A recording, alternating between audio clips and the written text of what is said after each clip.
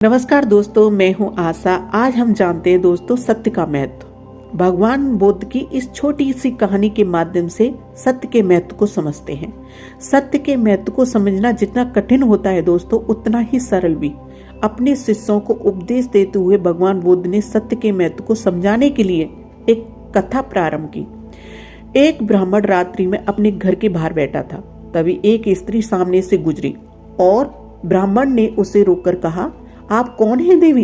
इस घोर रात्रि में कहाँ जा रही हैं? स्त्री बोली, मैं लक्ष्मी हूँ, इस नगरी को छोड़कर जा रही हूँ। ठीक है, जाओ, ब्राह्मण बोला। कुछ देर बाद एक अन्य स्त्री के निकलने पर ब्राह्मण ने उससे वही प्रश्न किया, जिसके बाद उत्तर में वह बोली, मैं कीर्ति हूँ और यहाँ से जा रही हूँ। ब्राह्मण ने कहा, शौक से जाओ। उसके बाद उसने एक पुरुष को आते देखा तो उठकर उससे मार्ग में वही बात पूछी। पुरुष बोला, मैं सत्य हूँ और इस नगर को छोड़कर जा रहा हूँ। यह सुनकर ब्राह्मण चिंतित हो उठा, लपक कर सत्य के चरणों में गिर पड़ा और गिड़गिड़ाकर कहने लगा, नहीं भगवान, आप यहाँ से न जाएं। आपके जाने के बाद तो यहाँ कुछ भी नहीं बचेगा। मैं आपको यहाँ से नहीं जाने दूंगा, भले ही मेरे प्राण निकल जाएं।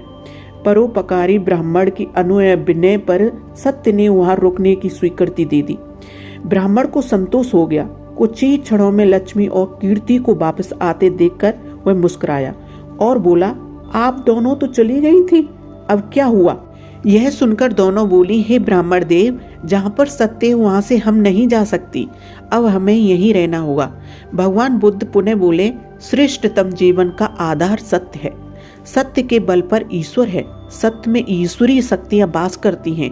जो व्यक्ति सत्य को धारण करता है वह ईश्वर तुल्य हो जाता है, परंतु सत्य का मार्ग कांटों से भरा है, इसलिए हमेशा सत्य बोलना चाहिए दोस्तों।